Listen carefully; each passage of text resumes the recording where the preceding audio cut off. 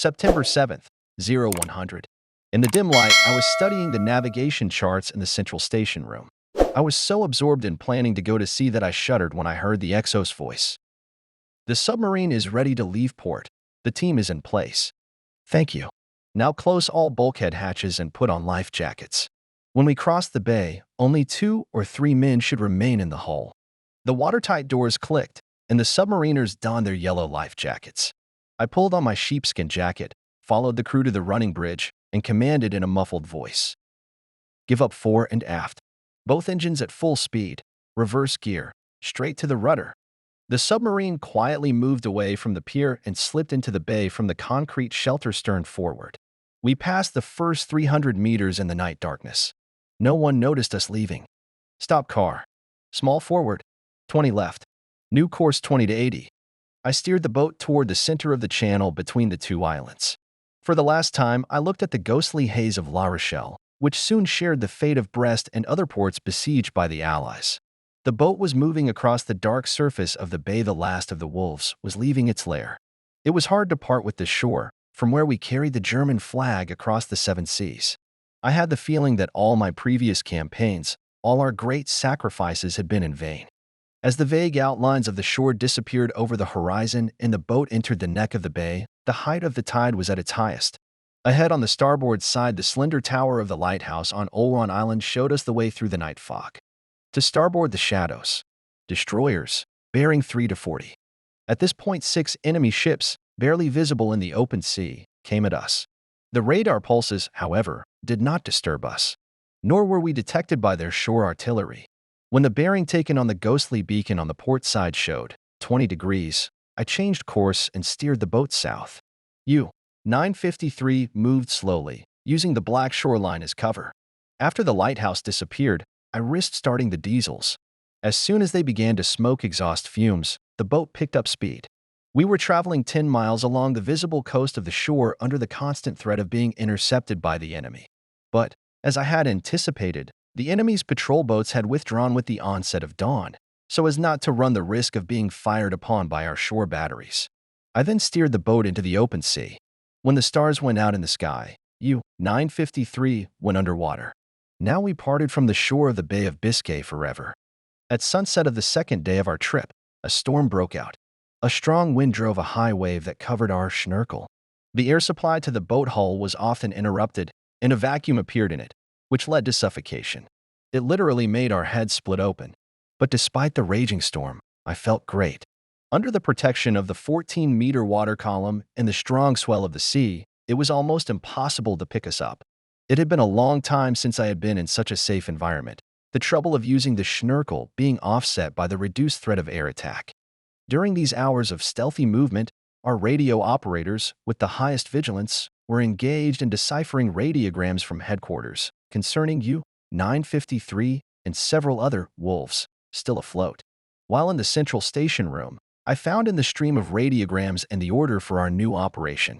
It was that our boat, together with U-484 and U-743, was to engage in patrolling on the western approaches to the northern strait. U-953 was ordered to provide the extreme southern flank of this boundary. At the end of the session of transmission of orders of operational content, headquarters told us a summary of the latest communiques of the Wehrmacht High Command. They spoke of heavy fighting and our losses in western and southern France. The British deployed a powerful offensive in Belgium. The Americans came to the line Namur Orleans. We learned also that Franco-British troops were moving northward along the Rhone River, and that the Soviets were ready to enter our eastern lands. Other reports, also depressing, spoke of bombing of Germany by numerous squadrons of Allied bomber aircraft, which had leveled our cities and turned them into crematorium ovens. There was not a single piece of encouraging news, not the slightest hint of a halt in the pernicious development of events. On the night of September 10th, a cable short circuit in the central station room brought us to the brink of disaster. Only the instant reaction of the chief engineer, who extinguished the fire with gloved hands, saved us from an emergency surfacing fraught with death. U-953 was a steady course to the northwest, overcoming the vast expanse of the Bay of Biscay. The sea surface was ruffled by strong fall winds, which made it difficult to use the schnorkel. In the early hours of September 11th, just after we had passed the 8th degree of west longitude, our centrifugal pump failed, and without it we lost the ability to maintain our ability to stay afloat in an emergency. Non-commissioned Officer Berger, the chief mechanic, took the pump apart and fiddled with it until sundown until it worked. On September 13th, shortly after midnight, the bad news that came from headquarters concerned me personally. What I had long feared had happened. Darmstadt, where my parents' new home was located, had been heavily bombed. The air raid, which took place last night, wiped out the center of the city. Tens of thousands of citizens were killed. Many thousands were left homeless. My parents, who had moved to the city, despite my objections, had apparently lost all their possessions against something more tragic I didn't want to think about. I hoped they had taken refuge in the nearest bomb shelter. The next day, U-953 set a course to the northwest, following the continental shelf. Our movement underwater had not yet been impeded by anything, as we were away from the harbor. We trusted the Schnorkel exactly as much as its absence was bringing other submarines to ruin. September 16th. 40 minutes after midnight, the starboard diesel suddenly stalled. We began to be haunted by accidents. When the chief mech returned from the stern, his frowning face expressed alarm. A bushing in the diesel had burst. Damn that old junk.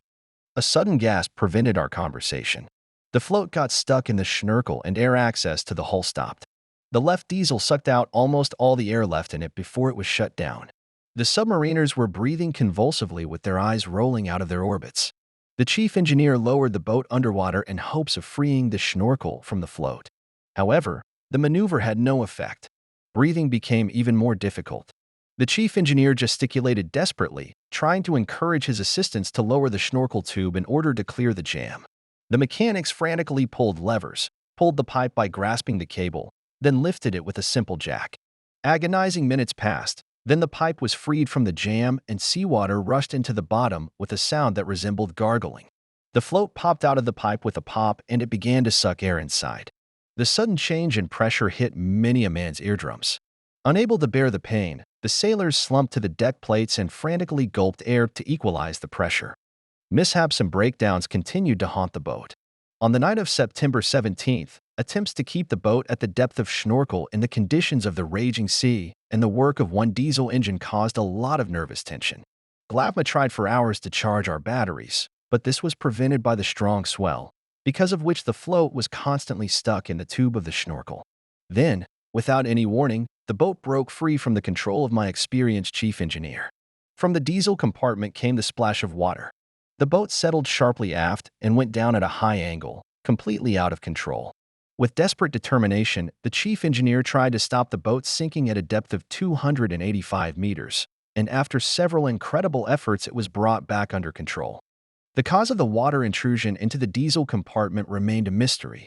Apparently, it had somehow gotten inside the boat through the air intake pipe of the Schnorkel. Over 20 tons of water had accumulated in the bottom of the diesel compartment and 5 more in the pipe itself. After the pipe came out of there, we tried the Schnorkel again, but instead of air through it, new streams of water rushed into the boat, forcing it to continue the dive, fraught with disaster. There was no doubt, our Schnorkel was incapacitated. The situation was becoming dire. We were faced with a choice, either suffocate underwater or rise to the surface of the sea, where we could be destroyed by the enemy. I chose surfacing. In this case, there was a slim chance to reach the coast of Ireland and, hiding between the rocks, to correct the malfunction. I changed the boat's course from northwest to east and raised her to the surface of the stormy sea. The gunners rushed to their automatic guns. The 2 engine men removed the grills from the deck and hid in the space between the light and strong hulls to find out the cause of the malfunction. The left engine roared loudly and dragged the boat through hurricane-force winds, crashing waves, and torrential downpour. The night was clearly out of the ordinary, but it kept the hunters in port. Since the weather favored us, I continued toward shore and fully recharged the batteries. Before sunset, we went underwater without adventure. Glavma reported a malfunction that the motorists had discovered. A damaged hidden flange in the air intake had been torn off. Installation of the new flange could not begin until the evening. We spent another night on the surface of the stormy sea, saving us from pursuit. Finally, after 2 hours of repair work under the blows of the sea waves, the motorists installed a new flange and completely recharged the batteries. After such incredible luck, U-953 dived under a wave of 20 meters high. The next night at 23.18, we noticed the light of a lighthouse on the Irish coast, peacefully blinking at us from afar. After consulting with the XO at the periscope, I decided it was Loop Lighthouse near the mouth of the River Chanin. 40 minutes after midnight, during our regular acoustic listening, we heard the bursting of depth bombs in the area of the sea we had crossed the previous night. The British were back to hunting for subs. Motorists began to disassemble the right diesel engine and repair its bushing. We in the bow compartments concentrated on keeping the boat at snorkel depth underwater. During these dangerously tense hours, short radiograms and news reached us. Headquarters was pressing the few lone wolves to follow the Norwegian ports along the boundary line 200 meters from the Irish shore. Observations of the situation, however, led me to suspect a leak in our security system, which made the British destroyers go to that line first. Nearly half a dozen subs challenged the superior Allied forces, and all but 2 of them were lost. At the central station room, I received a distress radiogram duplicated by headquarters. Bombed. Tonum. 62. S. 01W. D. U. 867. A little later came another distress radiogram from the same area. Defect in the schnorkel. We are attacked from the air. We can't dive. 865. This was the last radio program of the boat. It was sunk by an airplane before dawn. Later in the night came the news that the fortress of Brest had fallen after a 4-week siege. I thought of Captain Winter, who must have done his best to defend the city. Then my thoughts drifted to Darmstadt. How was my family? A year ago, I would have been informed of this. Then Dönitz still kept in touch with his captains, informing them of good and bad events at home. But those days are irrevocably gone. Suddenly the helmsman's voice came from the deckhouse. It's impossible to stay on course. The compass is out of order. I swore in impotent rage. Without a gyro compass, it was extremely dangerous to continue the trip. It was impossible to use the spare magnetic compass. It hadn't been debugged since the boat had left Kiel a year ago, and it didn't inspire confidence. Finding myself in a desperate situation, I ordered to lie down on the ground. Berger disassembled the gyro compass, warning several times that he had no idea how to put it back together again. All day long, the sea around us was furrowed by enemy patrol ships. After 19 hours of continuous work, Berger still managed to assemble the device.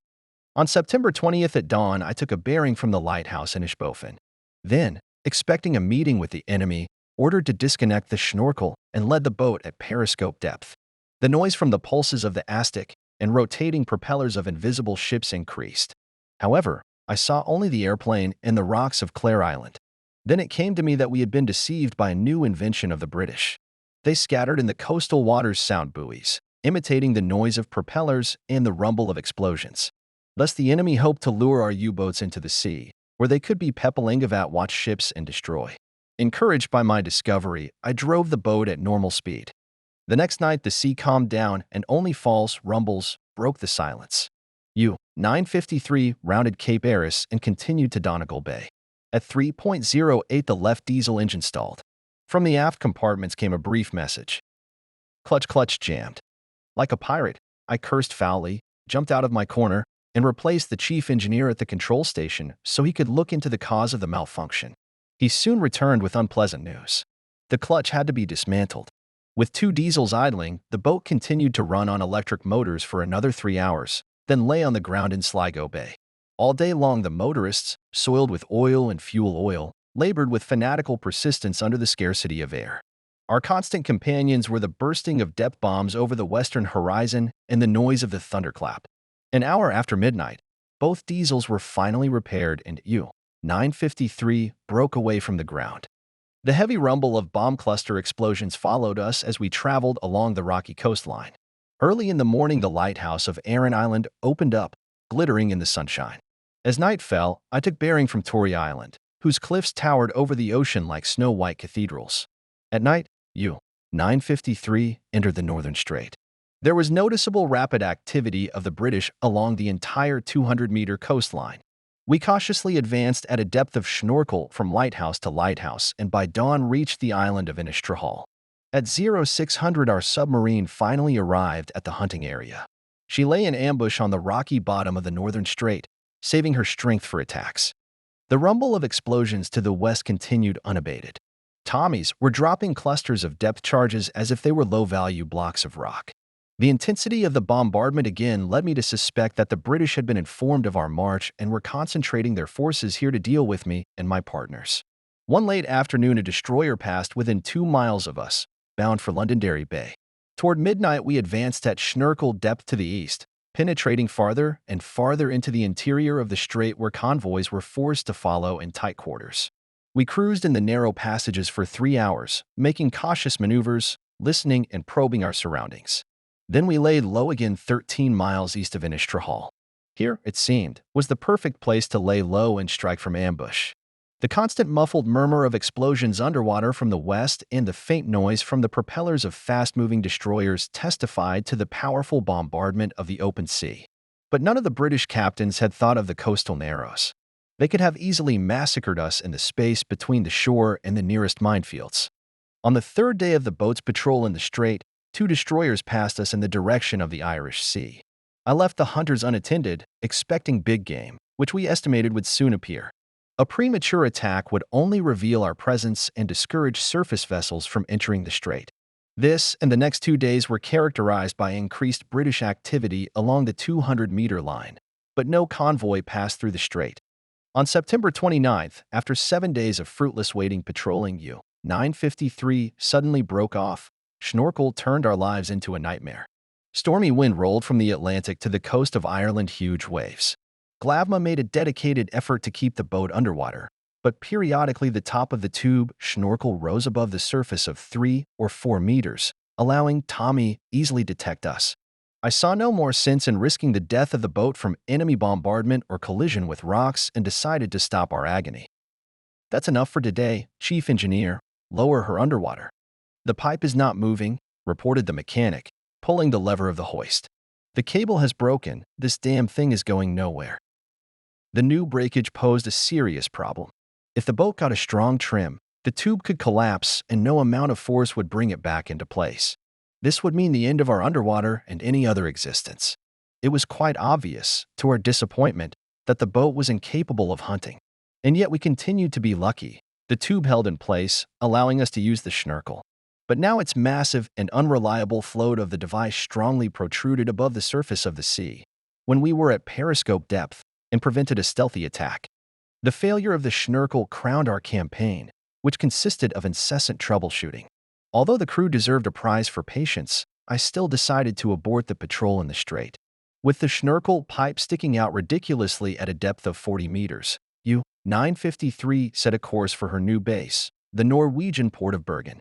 Overcoming strong underwater current, we crossed the strait diagonally and, maneuvering between minefields and British patrol groups, headed for the Hebrides Islands. At midnight on October 1st, the diesels were still pulling the boat forward. Leaning in the central station room over the navigational chart table, I was composing a radiogram informing headquarters of our failure and planning a quick escape from the radio signal. At 0100 hours, the radiogram was sent. It took only 4 letters of code to report no convoy traffic in the strait. Powerful anti-submarine defense. Boat in a state of emergency. Return to base. 953. My radiogram prompted the headquarters to request other submarines their assessment of the situation. 3 of our partners in the Northern Strait operation have not responded. U-484 and U-743 were destroyed by the British that same day less than 20 miles from us northwest of Instrahall Island. U-925 was sunk near the coast of Ireland. My radiogram had other unpleasant consequences. At dawn, radar detected 3 destroyers approaching from the stern. I vowed not to use the radio transmitter again. Let the HQ guys guess what was going on. At 10:30 a.m., new group of hunter ships was picked up, this time ahead on the port side. We counted 6 destroyers furrowing the sea. They must have had squadrons of airplanes attached to help with the search. Soon the noise of radar pulses, engines running, and propellers turning filled all the compartments. Some submariners listened to it with eyes widened with fear. Others curled up in their bunks, pretending not to hear anything. The 6 Tommy ships were searching, probing the depths of the sea, unaware that we were rounding a minefield 3 miles east of them and only 20 meters from the surface. During the night, the noise moved to the stern and then went further out to sea. At midnight, we were disturbed by some ship, but after 2 hours it withdrew, and at 0330 we breathed fresh air and rumbled the diesels to the surface. In a few days, U-953 passed the Hebrides Islands to the north. Their powerful gusts of autumn wind drove high waves. The submarine somehow managed to prolong its existence, despite the constant harassment of destroyers and frequent appearances of aircraft. During these weeks of endless emergency dives, the submariners received an unthinkable strain on their eardrums, eyesight, and lungs, but worse, they were alone with their secret thoughts. One could remember about carefree youth, school, triumphant offensive operations on land in the first years of the war, hundreds of sunk enemy ships and honors organized for us on this occasion, about women, love affairs. But, remembering the past, it was impossible to stop bitter thoughts about defeats, failures in sea campaigns, escapes from ports, about friends killed at the bottom of the sea, retreat on land, bombed German cities. Personally, my anxiety about the fate of my parents and sister never left me. When U-953, heading eastward, crept past the Shetland Islands in the second week of October 1944, the destruction of the German submarine fleet was coming to an end. Since we left besieged La Rochelle, 17 U-boats had been sunk, almost the entire contingent retained for combat operations at sea. 4 of them had embarked on their first combat cruise from Norway. These subs were equipped with schnorkels, manned by well-trained but inexperienced and misinstructed crews. They became easy prey for the Allies. 40 miles northeast of the Shetland Islands, we came within hunting range of a group of British patrol ships controlling the approaches to the Norwegian Sea. A 28-hour period of brutal destroyer pursuit, nervous tension of the crew, and bursting depth bombs ensued. During this final test, we moved underwater close to the surface, ready at any moment to open fire and die. And yet, U-953 again managed to slip out of the devil's embrace. For many hours afterward, explosions continued to sound astern of our boat until, after 6 weeks of unprecedented underwater travel, the sky-high mountain ranges of Norway stopped our eastward movement. About 2 hours after dawn, I spotted through my periscope a formation of airplanes patrolling in the sky and a low beacon on a lone rock in the middle of the passage into the fjord. The sea waves were pouncing on the tiny bare rocky island, foaming the sea surface around it. Not trusting the schnorkel any longer, I switched on the electric motors. The U-953, struggling to overcome the current, was coming to a position from which it was possible to enter the fjord. The sea waves crashed against the boat. There was a heavy thump, then a rumble and a clang. The schnorkel pipe had fallen to the deck. The tide threatened to smash the boat against the rocks. U-953 made a dash forward at 10 knots, all she could squeeze out of herself in her underwater position. She thrashed like a salmon in rough waters, slowly advancing meter by meter. After passing the lighthouse, U-953 got into a rough whirlpool and raced to the rock, steeply rising above the sea. A quick change of rudders, and the boat entered the fjord. And so we survived again. A Coast Guard minesweeper stood motionless in the center of the fjord, oblivious to our arrival. I could clearly make out the faces of the sailors on the minesweeper in the periscope eyepieces, then lowered the periscope to catch them off guard. The surfacing command ended our long stay underwater. Compressed air hissed in the lines. With a muffled groan, the boat surfaced into daylight under the mouth of the minesweeper's guns. The anxious captain shouted through a megaphone. "Where the hell did you come from?" Satisfied with the success of my little ruse, I replied, "We are an inspection. Do you have any contraband on board?" "No contraband. We have a harem, but not for your boys." And, as if fearing our inspection, the captain ordered the helmsman to reverse course. Meanwhile, my boat's crew poured out through the hatch. Some were busy with the guns, others were hauling ammunition, and still others were leaning over the bridge rail with pale faces and cigarettes in their mouths. After breathing the fresh sea air for a while, I was almost suffocated by the stench coming from the hatchway. The scent of cigarettes, for which I had longed, could not overpower the horrible odor of 6 days of rotting in the hull. On the contrary, the first cigarette smelled bitter. But 2 hours later, as the U-953 turned into the Bergen Fjord, I fully enjoyed it. The trawler warned of the boat's arrival, contributing to the organization of a very modest reception in our honor. A small group of people dressed in blue navy uniforms or gray leather clothing came out to the dock to greet us. They had the rare opportunity to witness the return of a submarine from a cruise. For many months, the boats had gone to sea irretrievably. My crew, however, hardly looked like returning heroes. With unwashed hair, long beards, green faces, and sunken cheeks, eyeballs rolling out like billiard balls, we looked more like emaciated and tired forest gorillas. The ends from the submarine were secured to the pier. The senior officer who came aboard accepted my terse report with a nod and greeted the crew. He informed us that severe trials lay ahead, but also assured us, with a note of warmth in his voice, that the worst was over and the situation would improve dramatically in the near future. Then the senior officer invited us for cocktails and dinner. Strong drinks and hearty food were served at the table. We were asked about the last days in Brest and the situation in La Rochelle. My submariners responded by telling fantastic stories in the spirit of 1001 Nights. When it was discovered that they had taken too much liquor, I rose from the table, ending the feast. NAR was put into a separate room, and soon the bearded sea wolves could be heard singing songs loudly as they soaked in the baths or stood under the showers. The next day, after a good night's sleep, I was determined to get a new submarine, as U-953 was falling apart before my eyes. She needed not only a new schnurkel, but also the replacement of 2 diesels, the entire set of batteries, and 1,000 other pieces of miscellaneous equipment. About this, I had a word with the chief engineer of the flotilla. It turned out that the Navy base did not have any of the parts one needed, and there was absolutely no way to put my boat in dry dock for a lengthy overhaul. I think I convinced the chief engineer that I should be provided with a new boat. But Bergen lacked anything more substantial than spare parts and facilities for repairs. No mail was delivered there. I counted on a letter, a telegram, anything, just to know that everything was all right at home. And our sacks of letters must have been lost somewhere, either in the confusion of the retreat from France or because the mail ships were sunk by enemy aircraft in the Skagerrak Strait or in the fjords. We were cut off from our homeland. The absence of news about the fate of our relatives and friends was hard on each of us.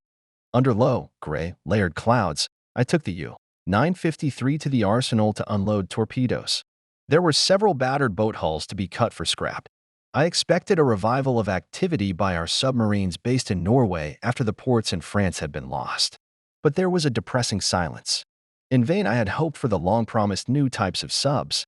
Dinner in the accommodation block was sparse and strictly rationed, which was to be expected under the prevailing conditions in the 5th year of the war. I was informed that the commandant of the city had decided to organize a gala evening in our honor, where we could indulge in various drinks, snacks, listen to music, and dance with Norwegian girls. Once back in my room, I pulled out of my only suitcase the set of Navy uniforms I had brought with me. It was damp, wrinkled, and moldy. The foul odor accompanied me as I drove to the country house in the mountains at the flotilla resort. On the morning of my 3rd day ashore, I met an old acquaintance of mine, Captain Rosing, an officer of Headquarters Group West. He had managed to get out by airplane from La Rochelle a few hours before the Americans entered. His arrival in Norway was followed by the opening of a headquarters facility near the submarine housing complex to intensify submarine warfare against the British. After briefly informing Rosingu about my last trip, I asked him, "Herr Captain, please assist me in obtaining a new boat, if possible, of the latest type. U-953 is simply unsuitable for going to sea. In addition, there are no conditions in Norway to repair it and make it combat ready." "I don't see how we can fulfill your request," Rosing replied. "We are now making every effort to restore every boat of the usual type for the upcoming major battles in the spring. Herr Captain, it will take as long to repair our boat as it will to build a new one. That's not for you to decide. Your business is to follow orders." It was clear to him there was no point in talking anymore. I was sent on leave. The same day I had the idea of repairing my boat at the shipyards in Germany. My future was closely connected with U-953. I realized that it was better to give up my dreams of a new boat and concentrate on extending the life of the old one. The crew accepted this idea stoically. Of much greater concern was the news broadcast over the radio. We learned that the British had reached the Lower Rhine and the Americans had occupied the first German city of Aachen. It was reported about the massive Allied bombing of Stuttgart, Munich, and even Innsbruck. The situation was as bad as possible, although we were assured that not all was lost. The voice from Berlin again and again insinuated to us that a new weapon would soon be used which would ensure our final victory. We saw that we were trusted, and we went to sea with the purpose of justifying this trust. At dusk on a foggy day in late October, U-953 was ready to leave port. Before nightfall, a Coast Guard cutter took us out into the fjord. It was a silent passage through enemy waters where British torpedo boats were already operating. At the end of the first night, we arrived at Haugesund Bay and sheltered the boat under the pier overhang for the day. The next night followed the escort among rocks, rapids, and crampons along the rocky coast to Stavenrap. Again, we spent the day idling at the unprotected pier in nervous tension. At sunset, we began the all-night crossing through fjords and dangerous crampons to Adjersen. Here we fastened our moorings to stunted pine trees growing out of the crevices of the rock stone and hid under their branches. The next night, we went unescorted into the open sea and, using the schnorkel temporarily repaired in Bergen, rounded the southern heel of Norway and entered Skagerrak Strait. 2 nights later, we met a German convoy in the Baltic Sea and with the coming of day passed the lighthouse of Kiel Bay. On a gray, cold morning, U-953 moored at the Tirpitz Pier. We returned to Germany. Our arrival was not solemnized. In fact, it went unnoticed. Dressed in my old wrinkled leather suit, I walked out onto the pier and headed for the pre-flood steamer that had been at the pier since the beginning of the war. I looked there for the residents of the 5th Flotilla Command, as the familiar tender, Lek, had already disappeared. I was informed that the residents had moved ashore. Walking along the familiar tarred planks of the decking, I observed ample evidence of the port's degradation since my last visit 22 months ago.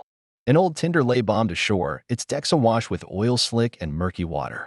Black walls of ruins loomed in the distance. Mountains of scrap metal and construction debris filled the space that had once been the fashionable neighborhood of Beeloo. I struggled to find the new Flotilla Command residents among the ruined barracks. The commander listened to my report with complete indifference. I was ordered to go to Lübeck. There we could confidently count on the repair of the submarine. Here, in Kiel, could not be guaranteed even its safety. An hour after we had secured the moorings, they had to be removed again. U-953 left Kiel Bay and hurried eastward under the darkening evening sky. As the morning fog cleared, the boat entered the mouth of the Trave River and shortly after noon docked at the rickety pier of the small naval base, Lübeck Seam. I did not catch the commandant of the base at his residence. The sentry reported that he had gone to breakfast and might not return until a few hours later. The base's small apartment complex was deserted. It didn't seem to be used much. U-953 was the only submarine moored to the pier. My submariners ate breakfast sitting on the bridge railing or right on the deck. Breakfast turned out to be meager, but for that we were thankful. At noon, I was informed that the commandant was ready to meet us. We assembled on a small platform and I introduced the crew to a rather well-fed officer. He said something to me to the effect that he had chosen this place to serve the fatherland in harmony with his habits and family duties. I noticed with indignation the displeased look on his face as he inspected my submariners, unkempt and emaciated after a long campaign. We immediately began to regain our strength. I took U-953 to the dry dock, where she was to be refitted. Returning to the accommodation complex, I was pleased to find that the XO had taken care of settling the crew into barracks. My suitcase was taken to the corner room that was to be my home for a while. I unpacked, sent some of my clothes to be washed and cleaned. Then, not without excitement, I tried to contact my relatives. However, the telephone connection to Darmstadt was inactive, and this was 2 months after the air raid. I sent a telegram to my relatives asking for an immediate reply. It soon became clear that the recovery of U-953 would take 8 to 10 weeks. This news, which meant an extended vacation for the entire crew, was taken as a great favor by the submariners, whose eagerness to be at home, to find their relatives and friends had been growing ever since we arrived in Norway. Since my parents did not reply to my urgent telegram, I decided to leave home as early as possible. Having already packed for the road, I received a message from the headquarters that my chief and XO were being taken away from me. It was with great regret that I parted with the chief engineer, an experienced and outstanding engineer, and I was even more disappointed when in his place they sent me an inert chief engineer from U for 15. To make matters worse, my boat was assigned to a young cadet who had no idea about submarines at all. Since it was envisioned that he would take the place of XO, I urgently promoted my submariner Zimmer, although he also lacked experience. Such a dangerous shakeup of the boat's command staff required decisive action, but I decided to do nothing until my return. On a cold, foggy day in early November, I set out from Lübeck to Darmstadt via Berlin. The train was packed with passengers with a strong Baltic accent. They were refugees fleeing the advancing Russian troops. They were mostly women, children, and old men, dressed in old, shabby clothes and dragging their miserable belongings with them. Shivering from the cold, they stood by their boxes, knots, and valises. From compartment to compartment, alarming news and rumors were spreading. The Eastern Front was rapidly moving westward, and a deadly danger was looming over Königsberg. And almost as fast the Western Front was moving eastward. Standing in the aisle of the carriage and immersed in unhappy reflections, I looked out of the window. At my feet was a suitcase with presents for my parents and Trudy. Outside the window was a bleak gray landscape. As time went on, the monotonous North German plains became more and more ruins with blackened walls, craters, piles of rubble, and dilapidated chimneys. Then came the ruins of destroyed city neighborhoods. We had arrived in Berlin. Everywhere people were fleeing from somewhere. The train station was packed with thousands of passengers. Women dressed in Red Cross uniforms were handing out food and some black stuff they called coffee. Skinny young infantrymen with heavy loads of rifles and duffel bags and shabby patched uniforms dragged through the station like old men. I squeezed my luggage through the dense crowd of people on the platform and headed for the Anhalta station. The subway ride had relieved me of my worries about the extensive destruction in the city, but even underground I could see the ruined fates of people. The subway was inhabited by thousands of homeless people, exhausted women and children, confused soldiers hurrying to their ruined homes or to the crumbling front. Their faces were stamped with want, hunger, sleeplessness, indifference, and detachment. Night came when the darkened train left the ruined Berlin behind and, to a shrill horn, rattled southward. On the train, I killed time as best I could, smoking, thinking, and dreaming. According to my calculations, I should have been home, if not in Darmstadt, then in my father's factory, at noon the next day, provided that there were no surprises. 1 o'clock in the morning. The seat in the compartment opposite was taken by a girl in a Luftwaffe uniform and began to take more than a superficial interest in me. To get rid of her obsessive curiosity, I went out into the corridor and lit a cigarette. A few seconds later, however, the girl followed me. "Aren't you Trudy's brother?" she asked in an uncertain voice. Reluctantly, I answered, "No, girl, you must be mistaken." "I'm sorry," she apologized, "but you look just like him." "You see, she's my friend. Her brother is in the Navy. The resemblance is striking." After that, I gave up. "Okay, I'll admit it. I'm Trudy's brother." "Who are you?" She smiled. Her memory was good. "Don't you recognize me? I'm Clara Ettinger, Trudy's classmate. Maybe her closest friend." No, I didn't recognize the girl. She was just a little girl then, and I was already a young man of 15. 10 years had passed since then, a lifetime. Now that she was with me, I was glad to be able to pass the time with pleasant memories of my happy youth. We talked about our school years and discussed long-forgotten episodes. She was indeed my sister's closest friend when we lived near Lake Constanza. Clara said she had always liked my parents, and the big article about them in the local paper was beautifully written. Suddenly, spasms squeezed my throat. "What article are you talking about?" Her eyes widened and her mouth twisted in horror. "You don't know?" She marveled. "No, of course you don't know." Clara covered her face with her hands. There was nothing more she wanted to tell me. Everything spun around, slowly at first, then faster. It was as if a big wheel was spinning with inertia. I heard the girl continue to talk through her tears. "Oh, forgive me. Trudy and your parents were killed in an air raid on Darmstadt 2 months ago." Feeling dizzy, I leaned against the compartment wall to get up and straighten myself. The window, the wall, the people swam before my eyes. I clenched my teeth and held back the tears. No one should see me cry. I covered my eyes and took a deep, long breath. Gradually, I don't know how long it took, I came to my senses and began to take in what I'd heard. Could Clara have been wrong? But no, I realized that she had told the truth. It's all over now. I would never see my loved ones, never hear my little sister laugh, never feel my mother's care, never hear my father talk about his projects. By some terrible mistake, they left this world, not me. I was the one who was supposed to die. And 1,000 times I was ready for it. I went to fight at sea to save their lives, to keep them safe. But I was wrong in my expectations. Why did the Almighty choose to take their innocent lives over my sinful one? Clara gradually recovered from the shock. She was mortified that she was the messenger of death. I tried to reassure her. I told her that she had spared me the burden of not knowing the fate of my parents and the aimless trip. I changed my plans. There was no point in going to Darmstadt. At Eisenach, Clara and I transferred to another train and traveled to the town of Lake Constanza. During the interminably long night, our conversation did not flow. I could think of nothing but the loss of my family and the worthlessness of everything else. As the train rushed along the tracks in the gray November morning, I wiped the window glass and saw a slogan on the wall of the station building that looked like a wicked irony. "Our cities are dying, our walls are crumbling, but our hearts will never waver." As night darkness enveloped the eastern spurs of the Black Forest, the train arrived in Clara's hometown. She bade me farewell, embarrassed and discouraged. I drove on in the night darkness and did not leave the train until I saw the moonlight reflecting on the surface of Lake Constance. I took my luggage out of the wagon at East Oberlingen, where my relatives were fleeing the war. As I began to search for their home, I felt a sudden urge to return to the train station, take another train, and return to the submarine to my crew. I belonged to them.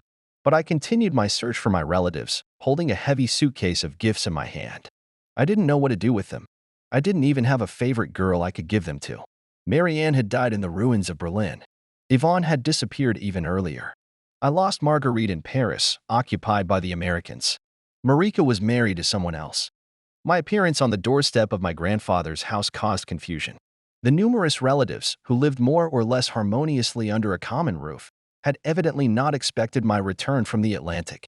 They assumed that I had been lost in the chaos that followed the Allied invasion of the continent, and around the time my parents received their last letter from me. Their surprise at my rebirth from oblivion was quickly replaced by worried looks and anxious whispers behind my back. To reassure my relatives, I said firmly, "Your anxiety is understandable to me. No need to make excuses. What do you intend to do?" "I don't know. Do you want to stay with us?" "No. I just came to see you. I'll leave my books and some things with you." I soon learned that my cousin Laura had set up somewhere in the Black Forest. I immediately called her and found out that there was a lot of snow and perfect conditions for skiing. I finally found a refuge, a place to forget myself for a while. Early the next morning, I left my books and gifts with my relatives and left the lake. A slow-moving train took me to the mountains, which changed from dark green to dazzling white within an hour. Winter had come sooner than expected. Deep in the woods at a small station, I boarded a sleigh, and the horses took me to the highlands of Skonwald.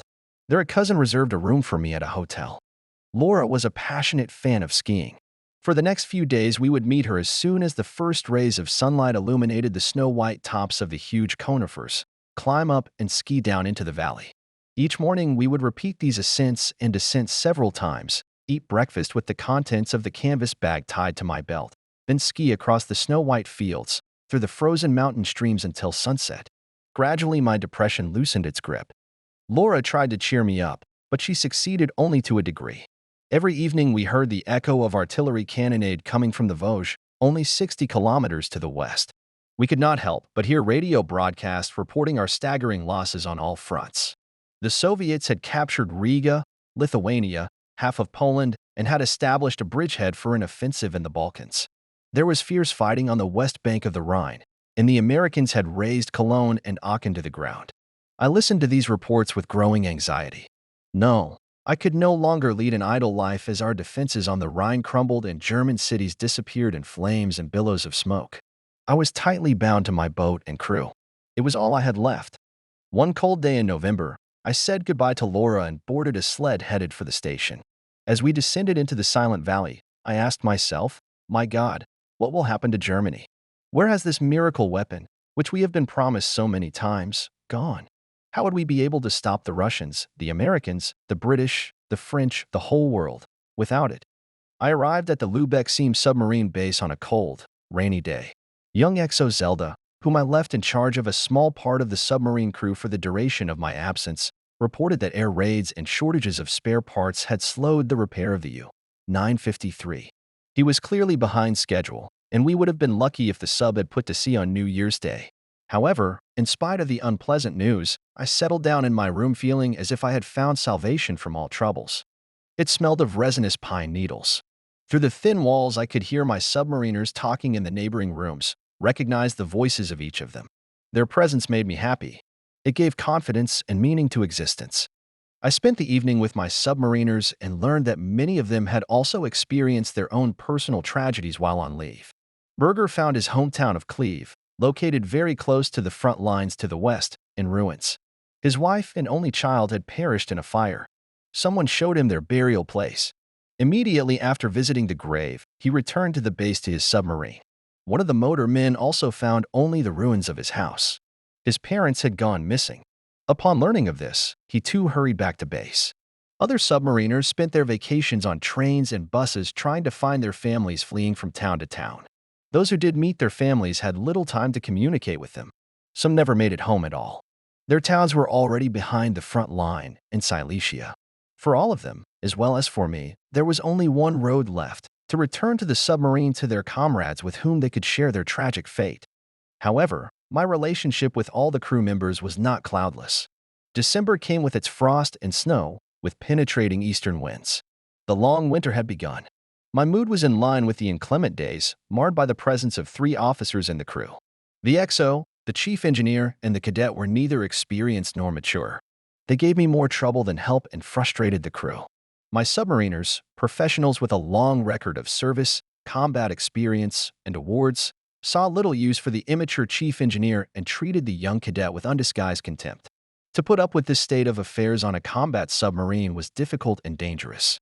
I asked the personnel department to replace the chief engineer and the cadet. Such a duty request, which a year ago would have been granted automatically, even if it would have been regarded as a caprice of the captain, this time was firmly rejected. My attempt to prove that a personnel replacement was necessary to preserve the boat's and crew's fighting ability caused only a dismissive wave. It was as if I was given to understand, what difference does it make? The life of a submarine is too short to worry about, even if the submarine crew is perfect. It wasn't just incompetence that was the cause of my dissatisfaction with the cadet.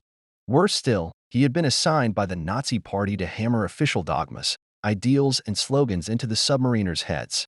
Party interference in the affairs of the submarine fleet had a short but turbulent history, which was preceded by a failed attempt to assassinate Hitler. Prior to that, our Navy was free from political interference. Even after the assassination attempt, when the party influence on all aspects of national life sharply increased, submarine commanders, including myself, successfully countered the infiltration of political officers into the submariners by passive resistance. But as the Reich declined, party influence became more and more powerful and dogmatic. This drove veterans, officers, and enlisted personnel who shared their sentiments to despair. Submariners occasionally complained to me about a cadet's attempts to instruct them in party spirit.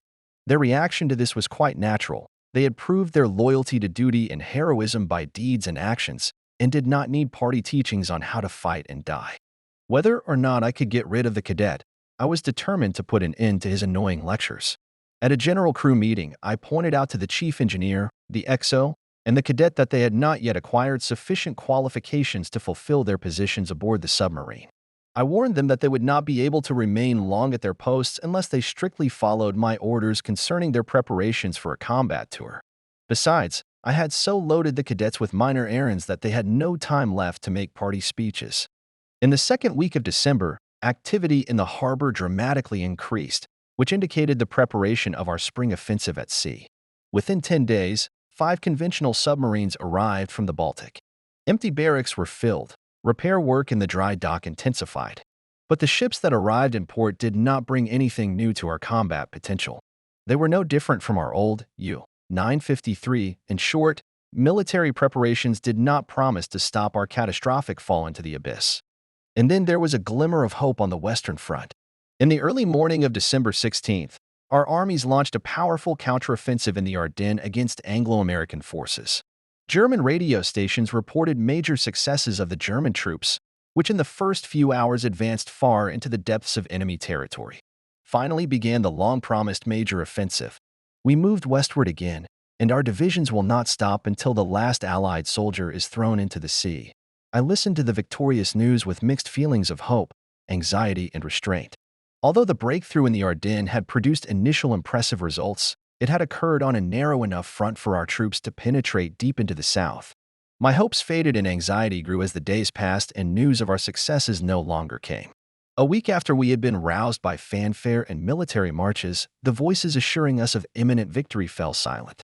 The advance was slowed by cold and mud and then halted by fresh Allied divisions thrown in to eliminate our offensive wedge. On Christmas Eve, our chances of a major victory came to zero. On Christmas Eve, the harbor was solemn and quiet, at least until midnight. I made my evening rounds of the rooms, chatting with my submariners, handing out assurances they didn't need. Each of them had covered their souls with a sturdy shell to protect themselves from the vicissitudes of a decaying world. I returned to my room after drinking a fair amount of liquor with my officers, non-commissioned officers, and sailors. I made myself some coffee on a hot stove, sank into a chair, and began to read. The room was saturated with the odor of pine needles from the Christmas tree which the sailors had set up in one corner. It reminded me of happy Christmas celebrations in the past. The apartment complex was quieting down. I gradually fell asleep, dreaming of a merry feast. A few hours after midnight, I was awakened by a loud knock on the door. It was my idea cadet who was on watch. Herr Oberleutnant, I saw one of the sailors lead a woman through a passage in the fence and hide with her in a room. The report interested me. I went to the far end of the corridor where the sailor's room was.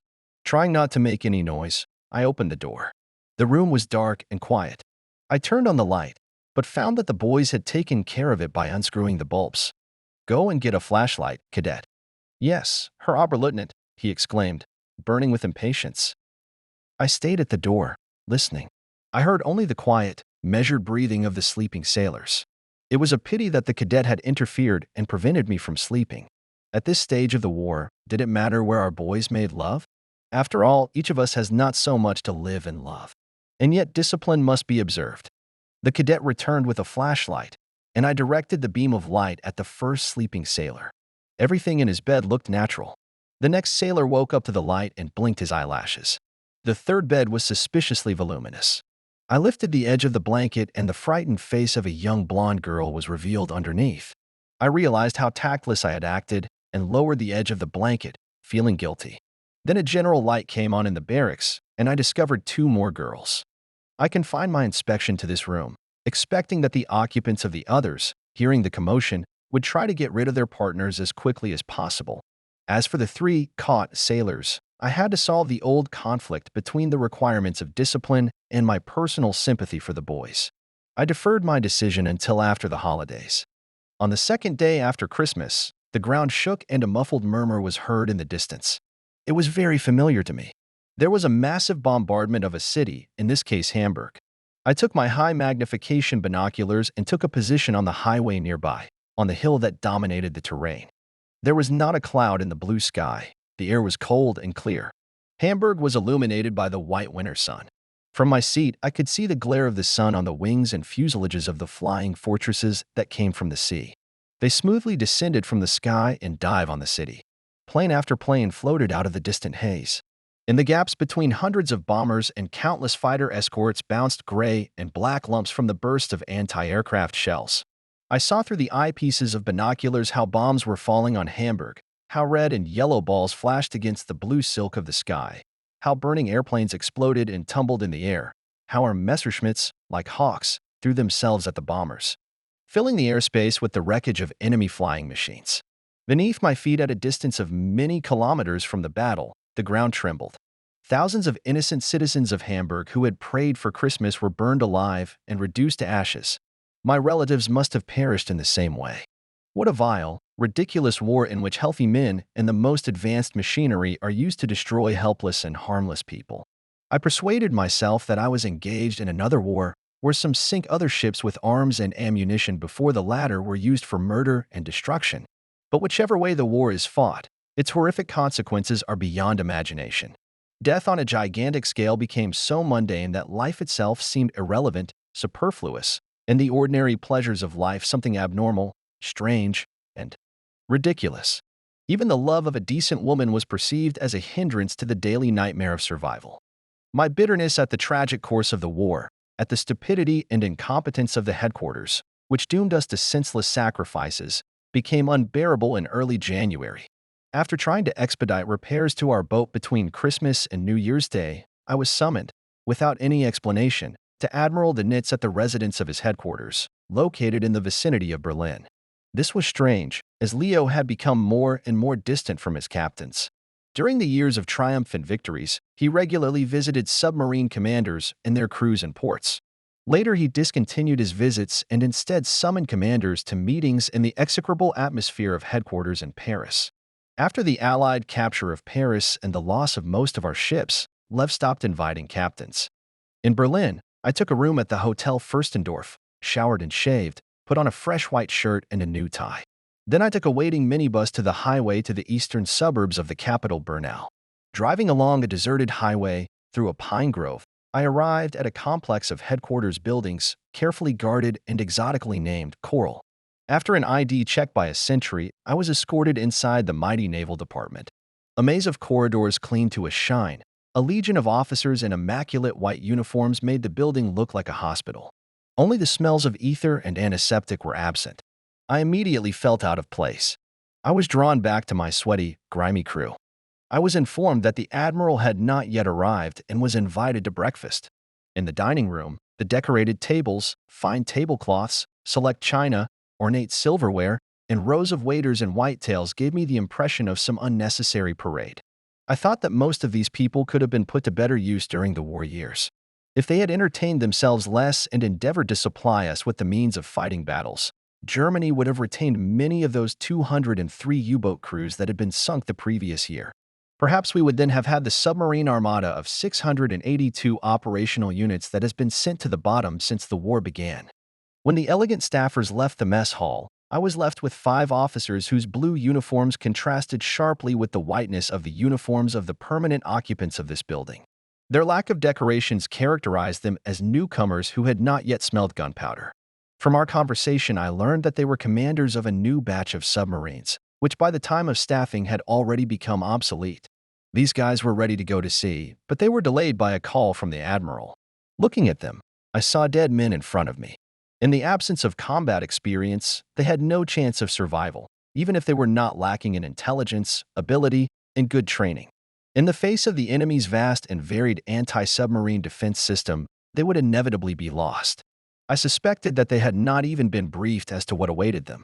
After a while, we were informed that the admiral was ready to receive us and were led into a large, bright office. Dönitz stood at the window, the rays of the winter sun playing on his pale face. He had aged considerably since I had last seen him in Lorient in 1941. He had pinned the Iron Cross to my chest on a warm fall day. Now he looked gaunt, stunted, and less agile. The admiral shook hands with each of us and invited us to sit down in the chairs opposite his desk.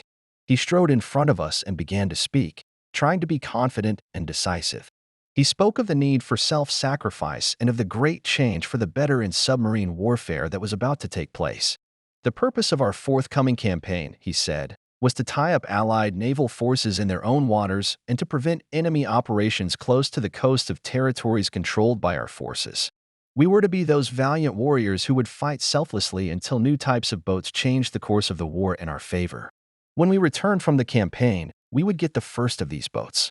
Dönitz concluded by striking US with the statement that in order to fulfill the tasks facing Germany, he would send to the front all available boats, even those for training purposes. The admiral's speech was short but impressive. Dönitz still had not lost his ability to ignite sparks of enthusiasm in us, just as after his speeches in the years of triumph. He said nothing new, however, and seemed to me to be convincing only because we desperately wanted to believe him.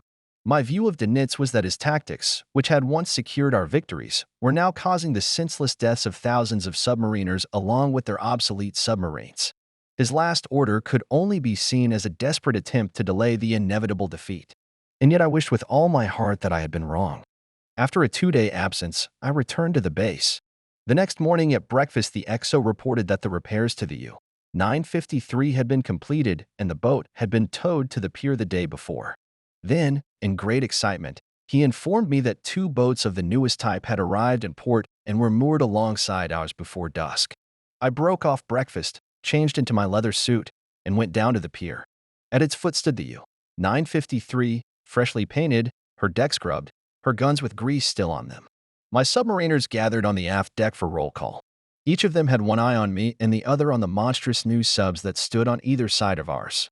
I stepped aboard our reborn workhorse, answered the Exos report and the crew's cheers, then told everyone that we would have to make one more trip in our old sub before we would be given a new type of boat like the ones rocking alongside us.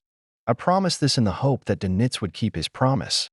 From what a cursory inspection of the U-953 gave me, I concluded that the mechanics had done a thorough job in the dry dock. Suffering from all sorts of senile diseases, she had been re-equipped with new equipment. The old primitive schnurkel, which had caused us so much trouble, had been replaced by a new hydraulic device with an improved float. The stench of decay and stagnation was replaced by the smell of new paint. U-953 seemed to be ready to go. I then decided to familiarize myself with one of the underwater curiosities. Crossing the gangway to one of the steel whales, I asked the watchman if the commander was in place. He answered in the affirmative. "What's his name?" "Lieutenant Commander Siegmund." My old captain from U-230. I climbed up the immense shell of the light hull to the bridge, descended through the hatch into the combat deck equipped with the most sophisticated equipment, and from it into the central station room, which looked like a power station. Noticing Siegmund standing with his back to me, I said excitedly, "Good morning. I would like to report my arrival." Siegmund turned around. "What the hell? Is that you?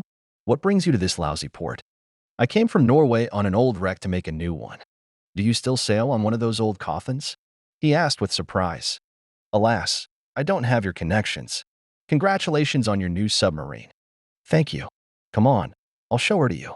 "Or have you seen such a ship before?" "No, I haven't had the pleasure."